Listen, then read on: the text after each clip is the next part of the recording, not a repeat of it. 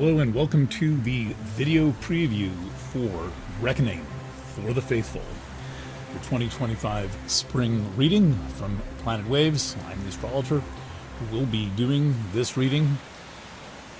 Welcome and thanks for checking out this video. So first of all, just a brief what is it? I do readings for all 12 signs 3 times a year. I do them late in the year for the following year, and then I do a spring video reading and it used to be called autumn, a mid-year video reading. And these are basically 40-minute videos which go through the details of how the rather abundant and extraordinary astrology that we are going through might influence you, how you might feel, but more than that, my job is to outline options that you have and to help you see your situation for what it is, to see any potential obstacles and work through them, and then also to make the most of your potential. And to say that we are in a moment of astrology that is absolutely loaded with potential is something of an understatement, because it is absolutely unbelievable astrology that we are experiencing, such that working with a research assistant, I had to go back to the year 1 BC to find events that were comparable to what we are about to experience in the spring of 2025. Now, one of the things that distinguishes my astrology from the astrology perhaps of others, or that you're accustomed to, is that primarily I see myself as translating what I'm reading in the charts into something that boldly and in a relevant and accessible way tells you a little bit about the possibilities that you have. Also, I'm inwardly focused in terms of working on a level of inner awareness and of growth. And then I do my very best to be motivating and to be encouraging in a world where there just is not that much that is motivating and encouraging available to us right now. So in addition to providing I think a really germane and relevant and easy to understand astrology reading, I offer you quite a bit on the human level, which is really where I much prefer to be. I think that astrology is like a raft, and when you get to the other shore, then you don't need the raft anymore. So currently we are crossing the wild blue sea, and there are all kinds of storms blowing in, and we need to be, I think, paying attention to as many cues from our environment as we can pay attention to. So it is in that spirit of helping you tune into your inner environment and your outer environment that I offer the astrology that I offer. And again, these come in the form of basically 40-minute readings, so they are more compact than the annual.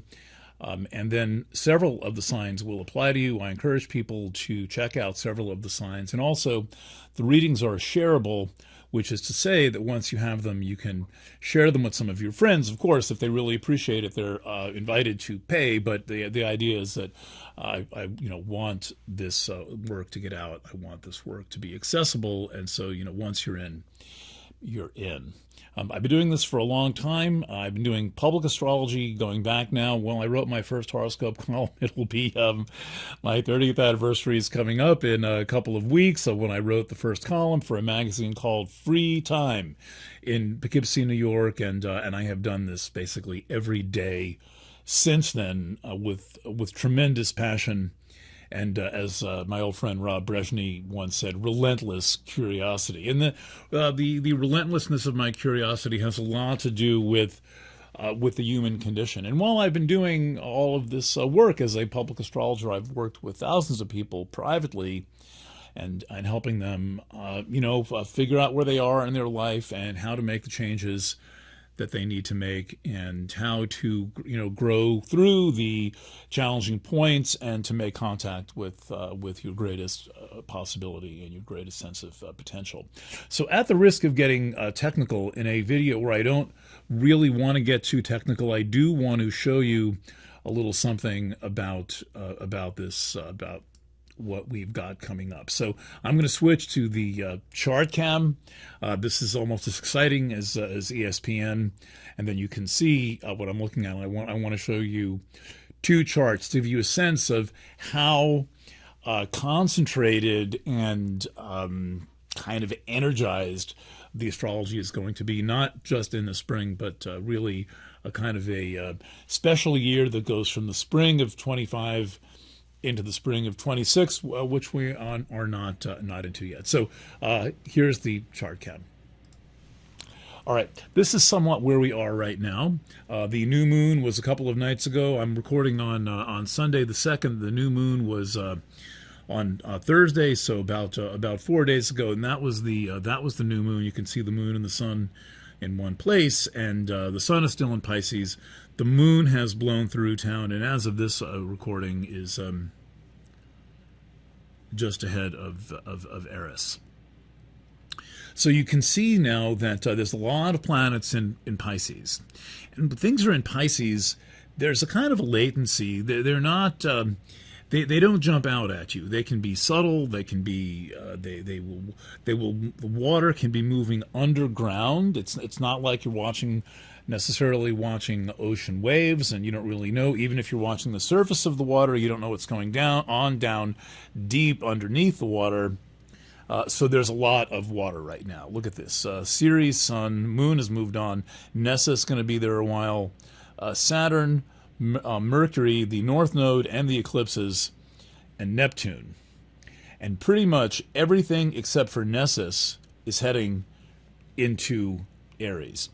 And while that's happening, there is a conjunction that happened last in 1971 and 1972 in Aries, and before that we have to go back to the 15th century, around the time that the printing press was invented.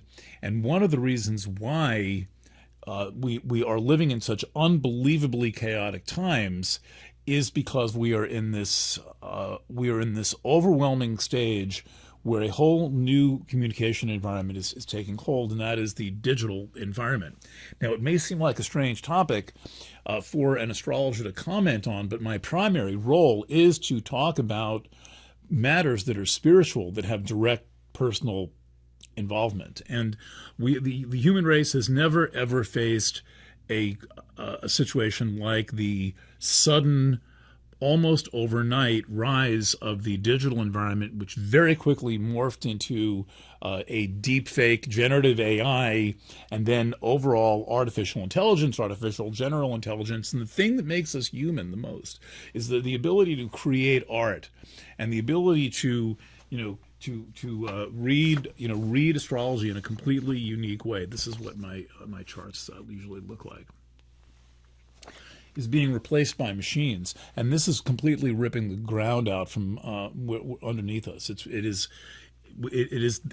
the feeling of groundlessness, and that is described in this conjunction, which again happened in 71-72 in Aries. Because Eris takes so long to move through Aries, Chiron came all the way around and makes the conjunction twice, and then we have to go back to the 15th century. So this is going to happen. It is imminent. It's going. This conjunction aligns for the first time in May, and then meanwhile, Saturn goes into Aries soon after. Neptune goes into Aries, and then they form their exact conjunction in Aries about one year from now. And so we are going to be carried on a wave of this astrology. So now I want to show you the chart from the March 19th of 2026. So here's where we are headed. In a little bit over 1 year's time, Neptune will be in Aries, hasn't been there since before the Civil War.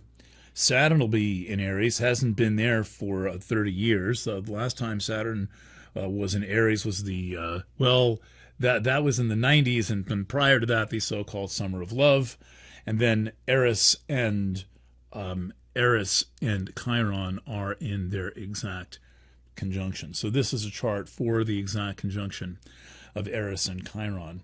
And when planets, are that slow, the conjunction will take a long time and will tend to creep up on people. It will be very influential in waves over a long period of time. So I have studied astrology like this for a long time. As I say, I've gone back to 1 BC to find precedents and look at them historically, and I have a sense of what astrological transits, how they reflect in the human condition, and what this means for you personally. So this reading is about you personally. I use a solar chart. It is the chart for the sign, and not the individual, but the sign. The chart for the sign and not the individual gets you a long way there.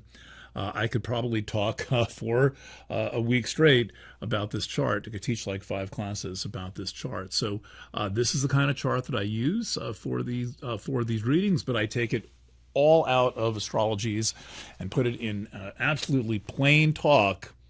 But I give enough astrology that if you have some sense of it, it will be satisfying to see what's going on and see the metaphor. And if you have astrology training, or if you're a professional astrologer, you'll be able to follow along what I'm doing. Okay, so I am planning to have the Reckoning for the Faithful readings ready by the equinox. That's to say, in in about 2.5 weeks. So they'll be out in time, possibly a little bit ahead. They are sold as a group. We've got several options, including a personal reading, and that basically is what I have to say to you. Thank you to all of you who have supported my astrological career over the past 30 years, my clients, my subscribers, my customers, and the many, many people who have helped out, contributing art and writing and astrological ideas. All right, signing off from Kingston, New York. Thanks again. Lots of love. Bye for now.